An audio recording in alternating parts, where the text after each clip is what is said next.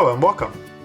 So when we think about health and communicating about health, especially during a crisis like the COVID-19 pandemic, we often think about trying to find the best information that's out there about how we can decrease risks or handle the situation or treat this situation, and that we would convey that information to the public to help them to make good choices for their health. Now, that makes perfect sense, but unfortunately we also have to be aware that we live in a world where there's actually fairly active attempts to oppose many of these public health efforts around improving health for our communities. So we have to be able to understand, anticipate, and plan for being able to engage in those conversations effectively. This lecture is really talking about where we get good health information, the different types of health misinformation that's out there, and how we would deal with, recognize, and respond to those types of inaccurate health information. So let's remember that when we're thinking about health information, we're really all dealing with essentially health information overload. There is a lot of information out there. When you get on the internet, there's just an abundance of resources. And health and public health information is really competing with a lot of other sources of information that are out there, some of which are good and some of which are bad. So you have news articles from all sorts of different sources, you have blogs, you have social media, you have all this different information that people are encountering, and it can create a sense of overload where good information that's being provided really has to compete in order to be heard in that crowded media space. So there's this term that's being used now, which is called infodemic, which is essentially referring to this overwhelming amount of information, both good and bad, that is circulating around. And during situations like pandemics, it can actually really make it hard for the public to evaluate what is good quality information that is accurate, that they can act upon. And this is a challenge for all of us. You know, there is just a tremendous amount of information out there, and we're all in the process of sorting through it. Now, this situation where people have trouble picking out good information from bad information has real consequences. So I'm going to give you an example of this. In Pakistan, in 2019, there was a major misinformation campaign. And Pakistan is one of two countries in the world that still has endemic polio. As you know, a very serious health condition that is treatable through vaccination. And there's been vaccination campaigns in Pakistan for a while, really attempting to eliminate polio, and we're actually really close to doing so globally. So this is exciting development, has a lot of potential, and it's actually been working in Pakistan. Now, what happened is that in April 2019, there was a fake viral video that came out in social media. And this was a video where a man who is a teacher was in a clinic, presumably, where he talked about there was all these young children who looked like they were unconscious or unable to function. And he was claiming that it was because he had gotten the vaccine and that it had knocked them out. And, you know, it's faked. It's a staged performance. In fact, you can hear in the background, you can hear people telling the children to behave like they're sleeping, right? So it's a faked video, but it was incredibly effective. And, you know, he also claims during it that they were being forced to give the children the vaccines, right? That they would be taken away if they didn't do it. So here is this video, which very emotional, very disturbing, that claims that children who are getting vaccinated are getting really ill. Within 24 hours of being posted, it was shared about 24,000 times. It became viral very, very fast. And there were consequences to this. So within a week, parents who saw this information were very concerned. So they brought their children into hospitals thinking that their children were going to be sick from having been vaccinated. So 45,000 children were brought into hospitals based upon this video ad, which overwhelms the institutions, causes a lot of distress, etc. Right? So that's a big deal. There was a riot with about 500 people that went and burned down a clinic and killed 2 security guards and a clinician there. There was a poor government response where leaders reposted this ad, this viral video, saying, this is fake, this isn't true. But in doing so, they actually spread the video even further, right? And then, there's a response to thinking that, the response was fake. So it actually boosted the signal of the video. Based upon this whole disruption and to the health system and everything, and decrease in trust, they actually suspended the vaccination campaign. And about 2 million kids who should have been vaccinated that year weren't actually vaccinated. And what we see is that there were real health implications. So we saw that polio cases were decreasing 2015 to 2018. There's a misleading video in 2019, and you see polio cases skyrocketing in that area. So, this is an example of how an effective misinformation campaign can actually have a huge impact on health. And we'll talk a little bit more about that in some further examples. But really, we need to think about and understand how the public and how we ourselves can really distinguish between good information and poor information. And it's hard. It is legitimately hard because there's a lot of information out there, and there's a lot of challenges, especially in a rapidly moving situation like the COVID-19 pandemic, where it's hard. It's just hard to tell what we know. In some cases, that information is evolving very fast. So when we think about finding good quality health information, there's a few things that I want to suggest as you think about doing this. The first thing that I just want to say is debate and disagreement and different perspectives is actually normal in science, right? We can't think about distinguishing between good and bad information isn't always easy, in part because debate within scientific circles is normal and healthy, right? What we want to do as people who are trying to understand a health issue is try and find where the sort of center is, where the majority of experts fall, right? So that we have sort of the consensus for the scientific community, and we can follow that as non-experts ourselves. Now, ideally, if we're trying to understand a health issue, in a perfect world, we would go to the research literature, pull papers, understand the issue in detail by looking at lots of different papers, and come to a conclusion based upon that, given our expertise in that area. But realistically, that isn't always possible. One, we may not have the expertise to actually understand that research. It's a lot of work to go and find those papers.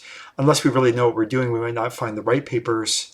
So that's often not possible. So in those circumstances where that isn't a realistic approach for you to pursue, sort of the second best approach is really to go to reputable sources for health information. So what are reputable sources? Reputable sources are typically governmental sources. So, the National Institutes of Health, the CDC, other governmental health organizations. You can also go to health associations, so well-known organizations that focus in on different types of health issues. Now, realize that some health organizations are actually fake organizations or are not really reputable, right? So just because it says it's the American Association of this or that doesn't mean it's actually a good association to follow. But there are reputable health organizations which you can find through doing a little research on the topic area that you're interested in.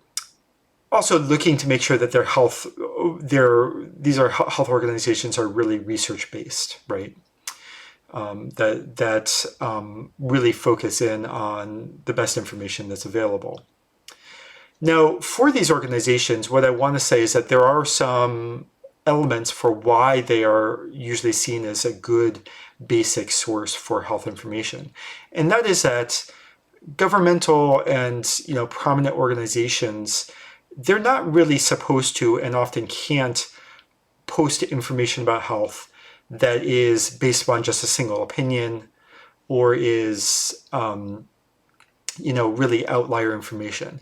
The information that they post is usually based on fairly extensive review processes, where you have a lot of experts that come together and try and figure out the information that is better to sort of come to a consensus about what's said. They write it up and they present it. And that goes through usually multiple layers of review before it can be posted.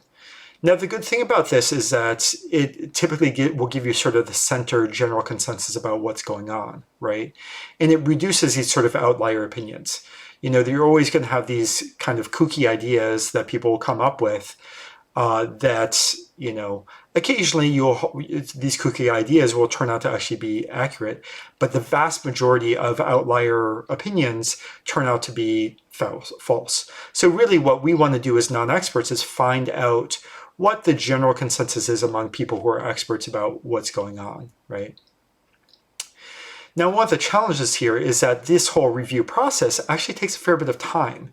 And sometimes these organizations, governmental organizations or major health organizations, the information they're providing is actually kind of obsolete, right? So you want to make sure when this page or this information, health information, has been posted.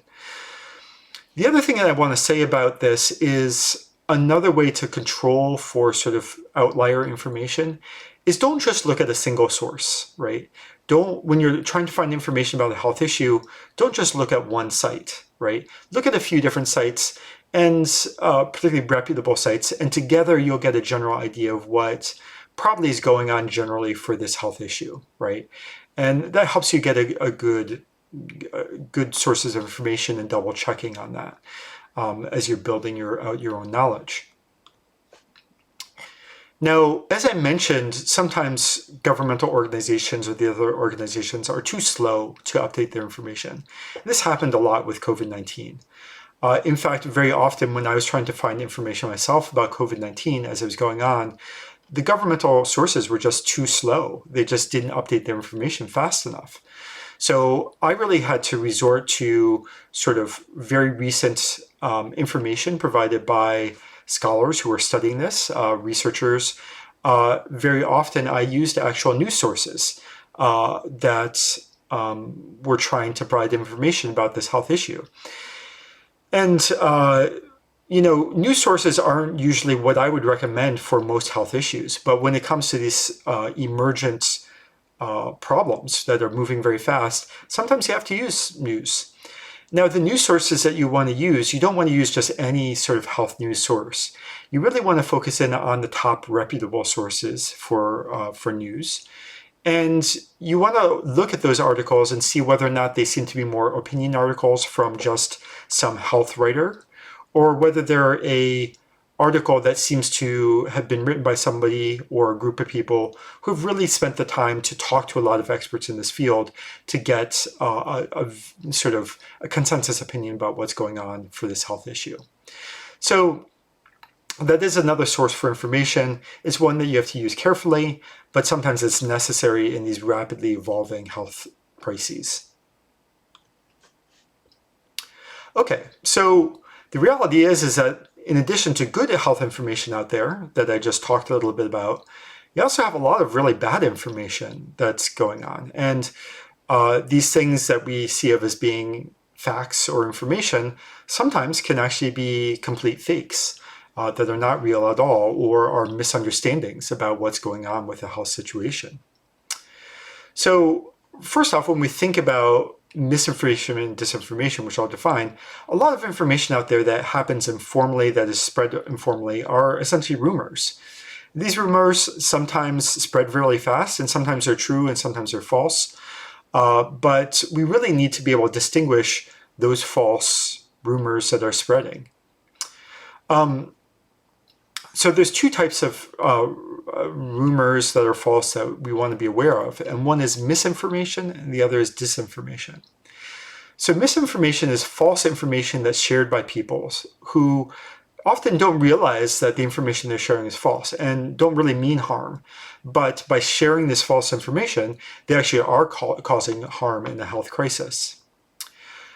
Other types of information is disinformation. And disinformation is a type of misinformation that is deliberately designed and disseminated, spread, to provide false information that has essentially malicious intent. It's designed to serve political agendas of various different sorts, or serve someone's interest in like making money in some form or another, right? So these are two different ways of thinking about information. Now, this is a big deal. It's a very big deal that has had really tremendous impacts, you know.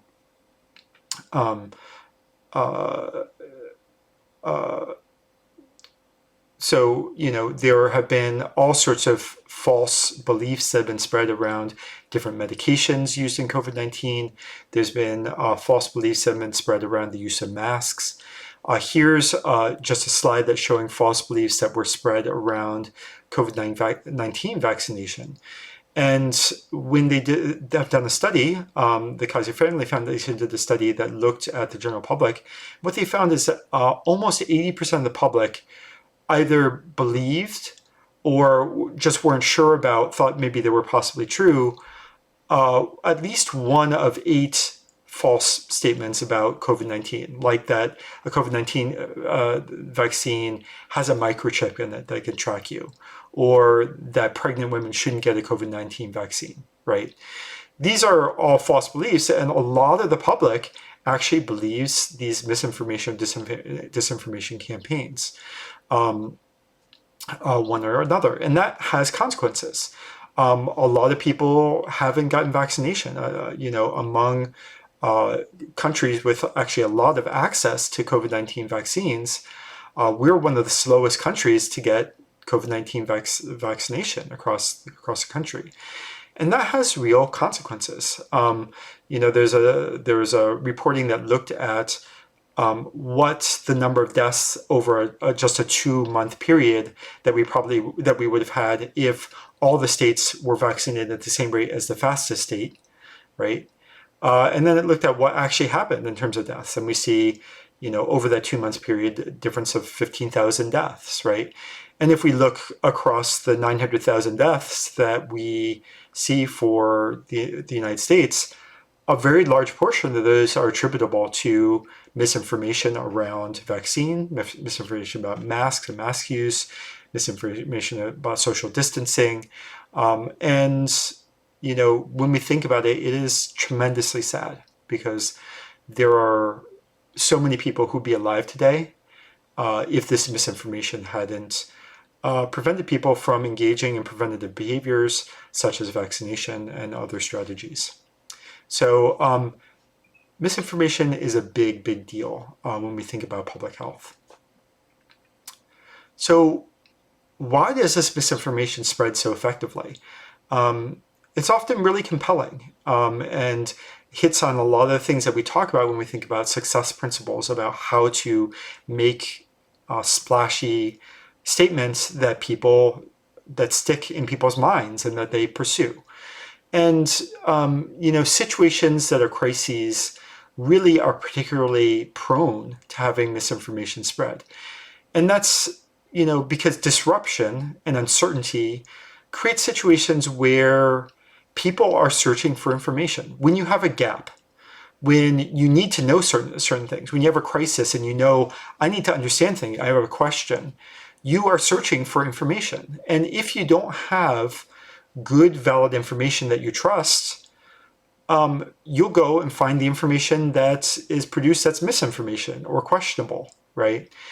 Because when you have this gap that, you know, public health systems aren't effectively communicating, people will find other sources. And if that's Fox News and, you know, bloggers or other things like that, other sources like that are not providing good information about health, well, people will trust that if there isn't a good source that they can find. And, you know, these situations of confusion and disruption really support people pursuing confirmation bias, where they just find information that supports what they already believe, particularly related to politics and their own identity. Also information that is very emotional. We're particularly prone to that in these situations of disruption. So we really need to watch out in crises for these situations where there's just this gap of information that's not being provided. So the other thing to remember is that in situations like this, where there's this gap, people sharing misinformation is very understandable, right? They might feel like they found new information that other people don't know about, and they're spreading it because they think it's really important for people to understand. That's a really positive thing. I mean, that's an understandable, and you understand why people would see that as being virtuous to do that, right? They also do it because they want to protect people they care about. If they think that a new, random drug is going to help people, well, then they, hydroxy or something like that, well, they will share that because they're trying to protect people they love, right? If they're seeking explanations and they have new information that helps them make sense of it, well, sure, they want to share it, right? They want to help people understand something about COVID-19 or some other crisis that they're facing. And it's also a way of connecting with other people. People will post in various different ways. They like the validation of connection and communicating about this issue.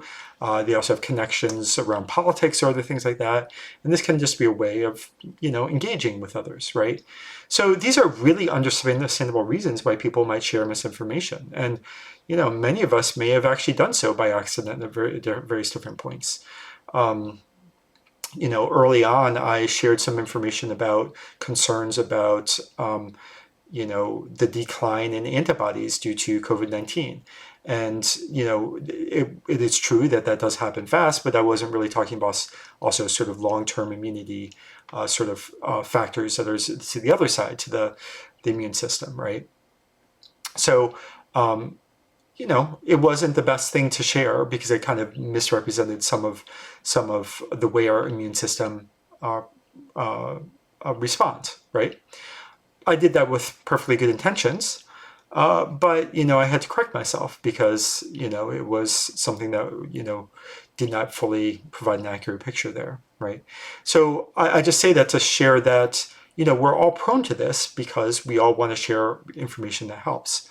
And even if, we're doing something which seems to be along with the consensus, which was true, that was what everybody else was saying at that time, we can still be inaccurate. And we really have to approach this type of thing with, the ability to correct ourselves as we find that things are perhaps not accurate. So there's another side to this, which is that some people are sharing this not through good intentions. Some people are actually promoting disinformation. And disinformation is where people are deliberately creating false information to cause disruption, to confuse people, or, to promote a political agenda, right? Now, what I'll say is that these folks are pretty rare. There aren't a lot of people who are deliberately doing this. But a small number of people can have a huge impact. Like, for example, the QAnon conspiracy that has had massive impacts on United States national politics. Like, it's hard to underestimate how effective that has been. It really has been traced back to two people who have created a very effective web of disinformation. And, other people have spread it for sure, but they really are key sources of making this happen. So you get a certain number of people who effectively create powerful disinformation memes or sources of or claims of various different sorts, and you can have a massive impact. Now, why do they do it? Well, there's a different reasons. So sometimes they will promote disinformation because, for example, they want to promote their own, supplemental drug or something that they want people to use. So they say, this is all fake and whatever, but you should really do this vaccine or this, thing that I think is going to work, right? Or follow this strategy or this wellness trend or whatever it happens to be. So that's a common source of disinformation where people try and knock a strategy that does work to promote their own ideas, Other people create disinformation because they really want to polarize the public, because when you polarize people into different camps, you can take advantage of that, because if you can get people to have different perspectives, you can get people on your side. When you get people on your side, you can get them to do lots of things. You can get lots of followers, which is really helpful, right? And you can also politicize things, right? So if you are really interested in sort of creating this binary view towards partisanship, well, you can sort of create this groupthink around things by essentially undermining people who you disagree with. So if you have a political rival who's arguing that people should do something to protect their health, you can chip away at that by creating lies around it, just to essentially undermine that person, even if what they're suggesting is a good recommendation. Now, remember, disinformation, we want to fight against disinformation, but it's important to not let it distract you too much from the fact that we need to focus in on why the public is supporting and spreading this disinformation, right? We need to understand that, because people who are spreading misinformation, with good intentions, we really need to focus in on that larger group of people who are supporting these disinformation campaigns, right? So what are we looking at when we think about health misinformation? What are the red flags? And red flags are essentially things that we'll see when we're looking at information that help us to sort of raise an eyebrow and say, this is something that we have to correct or respond to, right? These are red flags. These are sort of things that make us think this is not true. So there's something that are sort of stylistic indicators that a piece of information might not be good. So one is, maybe there's no author, or the author is unclear or anonymous, or some screen name, or maybe there's no clear sources, or the sources seem to be fake. It's not uncommon for misinformation to cite actual sources, but the sources don't actually support what they're saying, right? Or sometimes they don't reference sources at all. The other thing that sometimes they do is they include misleading or incomplete quotes from text or video. So they'll clip a piece of video so that it sounds like somebody's saying something that they aren't. And this happens a lot for trying to undermine different political leaders or public health officials of various different sorts, to essentially make an argument that's the opposite of what they're really trying to say. Sometimes you'll see unrelated images or videos of protests or other things like that that suggest that something is really happening that actually isn't happening, in terms of responding to, say, some mandate around COVID-19. You can also find that very often in these misinformation campaigns, there's cherry-picked data. Cherry-picked data means that you've looked at a whole bunch of different data and you've tried to find only the data that supports what you're trying to say, and you ignore all the bulk of the data which suggests the exact opposite, right? So you can do that, or you can create graphs that suggest something that really isn't what the data is really suggesting. You can also have fake organizations or logos, things that sound official, that sound like the CDC or something like that, that are fake logos that make it sound like they're saying something that they aren't. There was recently a faked UW Twitter post from our president that looked like it was a UW official post, but it wasn't, right? Another indicator of health misinformation is sort of non-professional content. So, spelling errors or something like that. Stuff that just doesn't look like it was created by an official organization. Now, that being said, some of these health disinformation and misinformation campaigns are pretty slick. Some of them actually look like really high quality sources of information, even when they're not. So just be aware that not all misinformation looks shoddy, right? Another strategy that we sometimes see is sort of dubious stories. Something like, well, my brother works for the CDC and he said that they're actually hiding this or that information, right? Or people are really dying from this or that health measure, right? So these types of stories of, my best friend, or I just talked to this person or whatever, those are very often just fake things that people just make up to support some paranoid interpretation of some health promotion campaign. And there's also a lot of fake first-person footage where people will create things where they show people being sick or something like that, which are actually just staged or faked, like the example I gave from the anti-polio faked videos. So these are things that can happen where you, in terms of the campaigns themselves. But there's also a general thing that you can also see in terms of style that sort of falls into sort of conspiracy theory type categories. So you can see from the tone of a message that it can describe health officials or a scenario or some political group as being evil, having evil intent, wanting to kill people, or that there's some sort of secret plot that to, make money or do something like that. So if you see these campaigns that have these conspiracy theories in them, about some plot or some evil group of people, that's kind of a red flag for thinking about it. Also, just having this overly suspicious tone where people continuously post where, everything's a question about, is this real?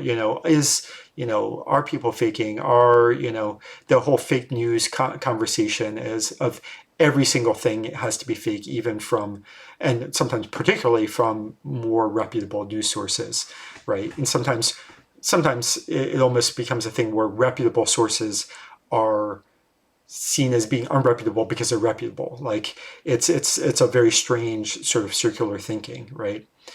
The other thing that you often see in conspiracy approaches to things is claiming that things that are random events, unconnected, are of course connected and have meaning, right? So you can take unrelated things around, Baby Yoda from Star Wars came became popular at the same time as COVID-19. Well, does that mean that Baby Yoda caused COVID-19? Probably not, right? You have all sorts of things that come up that are correlated with one another. It doesn't mean that they're connected to one another, right? And there's a lot of these false connections that are built, assuming that everything is connected when they really aren't. A lot of these campaigns also really find convenient scapegoats, essentially people who are not popular. We see a lot of racism in this. We see a lot of, anti-Asian hate, for example. A lot of the anti-China, arguments, right, around, creating the COVID-19 virus, for example. These are all things that are conspiracy theories that are designed around finding a scapegoat to distract from the problems that we're facing. You often find that people who are promoting these campaigns, conspiracy theorists, are really good at shifting. They're often contradictory. They'll say one thing one day, another thing the other day, and it just doesn't really make sense. It doesn't all hold together. Once something that gets disproved, they'll just move to the next thing, right? And very often they will ignore counter evidence. So something being disproved, they'll just keep on saying the same thing, even if it's very well known and demonstrated that what they're saying about a health issue is false, right? So certain drugs or something like that have been promoted that have been shown to not actually have a health impact. Well, people will keep on talking about them and use them, even if they're not useful, right? There's also a tendency in these types of messages to have everything be good or bad. This is a very binary way of thinking about things as like yes, no, good, bad, right? So if you see these very polar views, that's also a red flag. And also, you often find that people claim to be silenced or persecuted. So very often they're saying, people are trying to prevent us for saying this, but we're going to help people and we're going to share this information that we're secretly being oppressed. And these types of persecution complexes are also a big major red flag for these communications. So I think we've all seen these types of things popping up, but these are helpful things for looking at health disinformation, misinformation. And again, this doesn't only refer to health information that is related to COVID-19. There's also a lot of other health information that's really is prone to is prone to misinformation online. So there's a lot of misinformation about diets, for example. There's a lot of misinformation about smoking. There's a lot of misinformation about non-communicable diseases like cancers and stuff like that. There's a lot of misinformation about different types of health treatments that you could engage with. And of course, a lot of misinformation about pandemics and vaccines. Vaccines is very, very common in general, not just COVID-19, but in general, we see a lot of misinformation being spread. So these types of paranoia and misinformation and disinformation show up all the time. And a lot of these things I talked about here are really relevant when we're thinking about pretty much any health issue. All right, so how do we talk about misinformation? Well, it's a challenge, right? Because when you see someone sharing a lot of misinformation, you know, about a health issue, first off, it's upsetting, especially if it's someone who you care about, right? So we have to think carefully about how do we engage around this issue. So there's actually been a fair bit of research about how to do this. And there's a few things that they found really help here. So the first is that when people are sharing misinformation and you want to talk to them about it, one is to really try and allow them to talk about their concerns and feelings and why they're thinking about what they're thinking, right?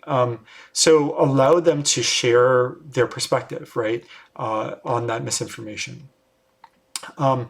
You know, sometimes getting at where they're coming from helps them to be heard. So they get that you're on their side, that you get where they're coming from, right? This is really important for them, for building a connection with someone. If you immediately go to, you're wrong, and here's the facts. So although fact checking is actually an important thing to do and an important source, sometimes immediately starting out with that and hitting people with, well, look at this fact check thing, especially if the fact checking is by an organization they don't really trust, it's actually not really going to help that much. So it can actually backfire in that conversation. You know, the other thing, as they're sharing these feelings, it's important to empathize with their feelings. So when people feel disturbed, they're concerned about what's going on, they feel distrustful, you know, empathizing with the fact that, yeah, this is hard. It's hard to figure things out. I understand mistrust. You know, there are things, bad things that have happened, you know, that can help build that connection with people. When you've built sort of a connection, you can try and sort of point to some of these credible sources and talk about why some sources are more credible than others. You know, point out that some people who are speaking about this, who are experts, maybe don't really represent the overall opinion of a field, that there are other sources that are less biased that I talked about, for example, before, that have more of an interest in sort of creating a consensus opinion based on good scientific evidence. Now, a lot of folks who are prone to using misinformation about COVID-19 actually aren't very trusting of science and scientists. Like, that actually isn't a source that they really rely on very heavily. So that can be a challenging communication, but you can also try and find credible sources that are, you know, that maybe they do trust, that are from people who are political moderates, for example, right? And you can also acknowledge that finding credible sources is hard. Like, all of us have trouble figuring out exactly who we should be talking to and who we should be getting information from, right? Because it is a struggle, especially in things that move really fast, like COVID-19. The other thing that's important when we're engaging with people around this is not to publicly shame them, right? So don't, you know, if, you know, you're having a conversation in front of lots of other people, especially in social media, so if you're talking on your page or something like that, don't like say that they're wrong or stupid or uninformed or ignorant on that page in front of everybody, right? That actually doesn't help, because very often when people get that response, they'll actually dig in even further and become more vocal very often around promoting the misinformation that they have, right? So it's often a good idea to switch to direct communication and direct conversation. So talking to them directly, moving to a direct messaging with other individuals can help in these situations, because it's more personal and people don't get riled up in terms of fighting with you. It's also useful to use inclusive language. So talking about how it is a struggle, how these are challenges, and build those connections in those ways. Now, there's another thing that we can do from a health perspective, not just in sort of individually confronting this misinformation and disinformation, but actually do some debunking for fact-checking and things like that. Having those resources, having them be clear, having them be offered by a trusted source, having them be provided quickly, and some sort of things. Those are all things that we can do to prevent that gap which occurs, where when people don't get the information they need, they'll go looking for it, and sometimes what they'll find is not a good source. Now, if you find that some information has started to catch hold, public health can actually do some things to respond to this, and that is one of the common strategies is called an inoculation strategy. So what inoculation is where if something seems to be catching hold, you can talk to people before they've started to believe something, right? So maybe they haven't heard about this new idea that, vaccines harm pregnant women, for example, right? So you could say, an inoculation campaign would be something that says something like this. It would say, look, the facts are we've looked at pregnant women who've gotten the vaccine. There's no indication of harm for pregnant women or for their babies. And we actually see that there's a lower rate of COVID-19 negative health outcomes for people who've been vaccinated, pregnant women in particular, and that it's actually a really important thing. So you start off with a fact so that people know that this is a fact. Then you give a warning and you say, there's some people who are saying that pregnant women are being harmed by getting the vaccine. They have all sorts of negative health impacts, all right? Only say this once, but you say that to essentially prepare people to let them know that. And then you explain the fallacy. You explain, you explain that it's wrong and that there's evidence, and maybe show or talk about that evidence. You also express why people shouldn't trust the people who are trying to convince them not to do this. So you can talk about why they might be uninformed. You can talk about the citation, why what they're using as support for what they're saying is actually false, right? You explain why this is a fallacy, why this is not true. And then you repeat the fact, right? So remember, you have to replace that false information with good information, right? To effectively inoculate people against hearing it.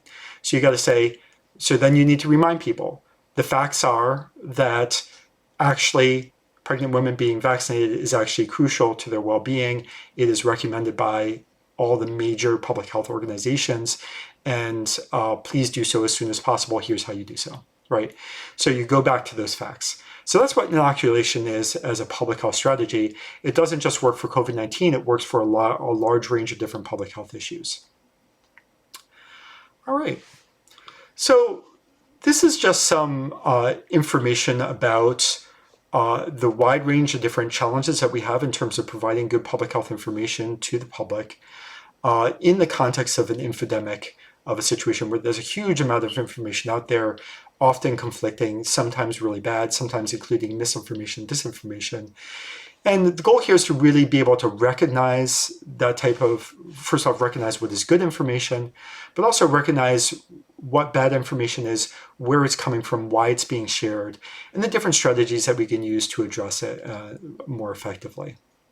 So I hope that was interesting and helpful as we go forward, because this is sort of an ongoing issue that we have to keep on thinking about.